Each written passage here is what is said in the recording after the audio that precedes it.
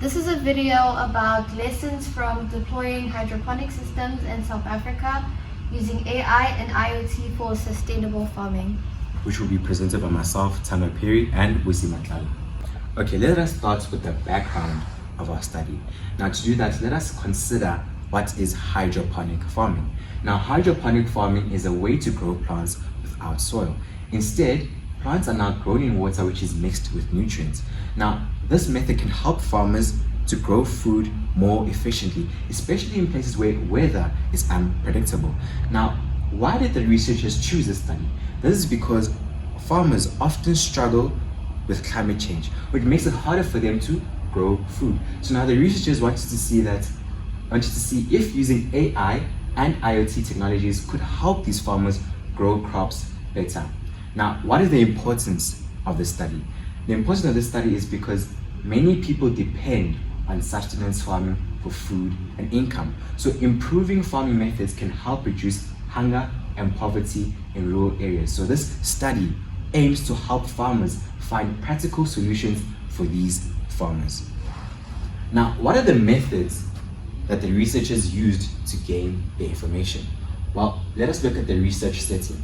This study took place in KwaZulu-Natal and Eastern Cape provinces, where many subsistence farmers live. These areas often face high levels of poverty and food insecurity. Now, the participants of this study considered 5 farmers from KwaZulu-Natal and Eastern Cape provinces. They used the co-design approach, meaning that these researchers involved the farmers in designing and using hydroponic systems. Now, the researchers gathered information through focus groups, interviews, and direct observations over 7 months. Now, they communicated with these farmers using WhatsApp and had face-to-face meetings to discuss the experiences of the farmers. Next, we're going to move to the main findings of our presentation. Hydroponic systems have many benefits for farmers, especially in areas that use less water and depend on traditional farming methods.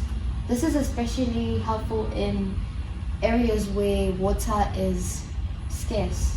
Farmers successfully grew leafy greens like spinach, butter lettuce, which are nutritious and can be sold for extra income. Some of the challenges faced by hydroponic systems, although they are sufficient, is that farmers dealt with extreme weather, equipment failures, and pest infestations.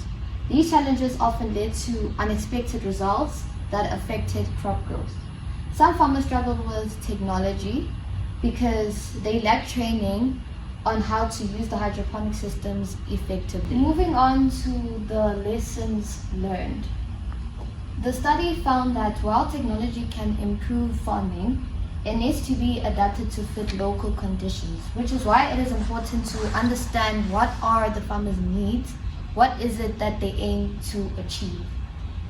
More field tests are needed to fully understand how these systems work in real-life situations. Continuous support and training for farmers are also essential so that farmers can be able to use these hydroponic systems in order to grow their crops. Then there is community involvement, meaning that community engagement must be included as well. Engaging with the community early helped researchers understand local changes better. This co-design approach allowed farmers to express their needs and ideas about the hydroponic systems. The study highlighted that technology designed for wealthier countries often does not work well in developing countries due to cultural differences. So our presentation was based off the research article, The Devil is in Deployment, Lessons Learned While Deploying AI and IoT-Enabled Hydroponics Grow Tent with Rural Sustenance Farmers in South Africa, which was published by the professional body ACM. Thank you for watching our presentation.